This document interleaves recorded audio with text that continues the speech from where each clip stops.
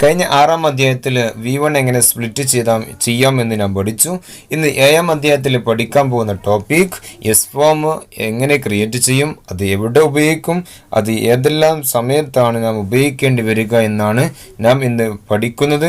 ആദ്യം മുതൽ അവസാനം വരെ കണ്ടാൽ നന്നായിട്ട് മനസ്സിലാക്കുവാൻ സാധിക്കും. എൻ്റെ ചാനൽ ഇഷ്ടപ്പെട്ടു ലൈക്ക് ചെയ്യുക, സബ്സ്ക്രൈബ് ചെയ്യുക, തൊട്ടടുത്ത് കാണുന്ന ബെൽ ഐക്കൺ ഓൾ അമർത്തിയാൽ ഓരോ ദിവസം അപ്ലോഡ് ചെയ്യുന്ന വീഡിയോസ് നിങ്ങൾക്ക് മുടങ്ങാതെ ലഭിക്കുന്നതാണ്. എസ് ഫോം ഉണ്ടാക്കാൻ 3 രീതിയിൽ നമ്മൾ ഉണ്ടാക്കാൻ പറ്റും. എസ് ആഡ് ചെയ്തുകൊണ്ടും, ES ആഡ് ചെയ്തുകൊണ്ടും, IS ആഡ് ചെയ്തുകൊണ്ടും ഉണ്ടാക്കാൻ പറ്റും. ആദ്യമായി ES എങ്ങനെ ആഡ് ചെയ്യാമെന്ന് നോക്കാം. ഒരു V1ൻ്റെ അവസാനം SH, CH, X, O എന്നിവ കൊണ്ട് അവസാനിച്ചാൽ അതിനെ നാം ES കൊടുത്തുകൊണ്ട് എസ് ഫോം ഉണ്ടാക്കാൻ പറ്റും. ഉദാഹരണം pass passes, push pushes, match matches, mix mixes, go goes. ഇതുപോലെ ഉദാഹരണങ്ങൾ നമ്മൾ ചെയ്ത് പ്രാക്ടീസ് ചെയ്യുക. ഇനി നമുക്ക് IS എവിടെ ആഡ് ചെയ്യാമെന്ന് നോക്കാം.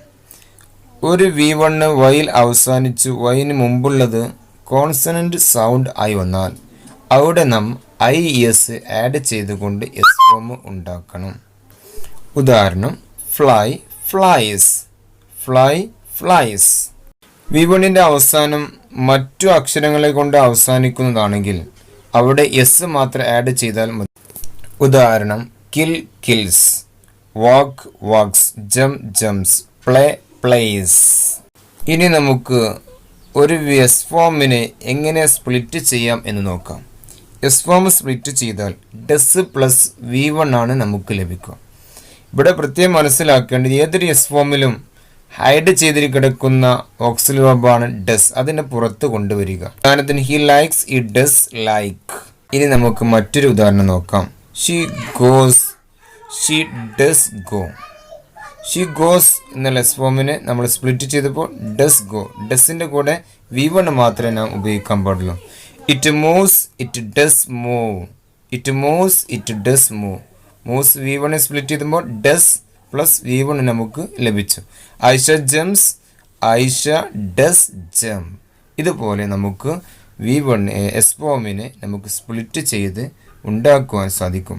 പ്രത്യേകം ശ്രദ്ധിക്കേണ്ടത് ഈ എസ് ഫോമിനെ സ്പ്ലിറ്റ് ചെയ്യുന്നത് നമുക്ക് ക്വസ്റ്റ്യൻ ഉണ്ടാക്കാൻ വേണ്ടിയും നെഗറ്റീവ് സ്റ്റേറ്റ്മെൻറ്റ് ഉണ്ടാക്കാൻ വേണ്ടിയാണെന്ന് നാം മനസ്സിലാക്കുക.